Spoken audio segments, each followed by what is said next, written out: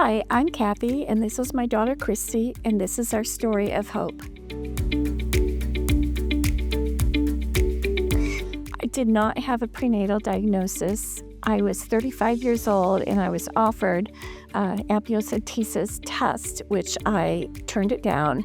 So we did not know until birth, and then when she was born, they told me that they would be doing a chromosome test because they suspected that she probably had Down syndrome. It was very difficult. At that time, I was going to a group of OBGYNs where you got whoever was on call for the day. So the doctor that I had that delivered Kristy was not a doctor that I was familiar with. And at the time, right when she was born, I noticed that he kept looking at her hands. And then he left the room with the nurse, and when they came back in, he told us that they were going to do a blood test that they needed to find out whether or not she had Down syndrome. He said, "Do you have any questions?" And of course, my husband and I didn't know what to say. And he said, "Okay," and he turned around and he left the room.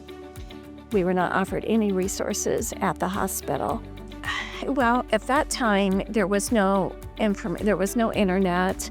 I was warned against going to the library and getting literature because it's typically old. And the forecast then, I was told that she would never be able to read or write beyond the first or second grade. So there was a lot of fear of the unknown. If I knew then what I know now, I would not have had all the fear and the worry. You know, our prayer, we were a family of faith, and our prayer was that God would place the people that we needed in our life to help her succeed and be the best person that she could be. So she went to GiGi University. When she graduated to GiGi University, then she is now working in the Genesis Health Bar, and she does a lot of good things there. And we've just been so proud of her. She has exceeded every expectation that we've ever had. She wanted to live independently, and unfortunately, Kristy's dad passed away in 2022. And so through his life insurance policy, we ended up buying a house and put it in a trust fund for her.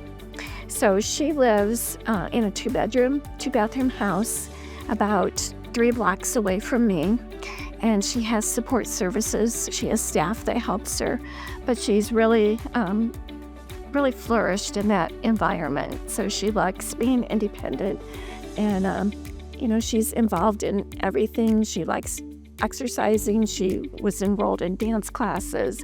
She's just really done anything that she's wanted to do.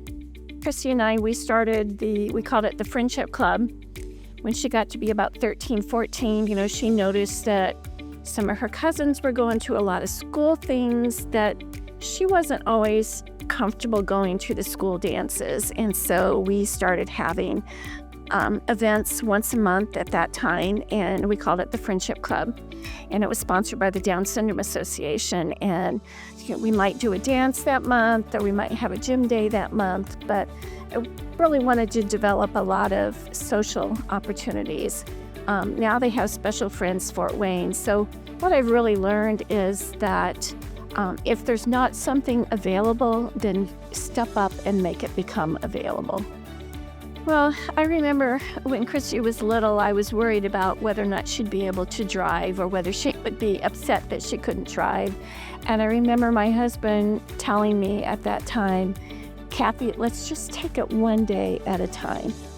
And that's probably the most important thing that I learned, was not to worry about what she's going to be doing in 3 months or 6 months or a year. Let's just take it a day at a time and do our best, just a day at a time.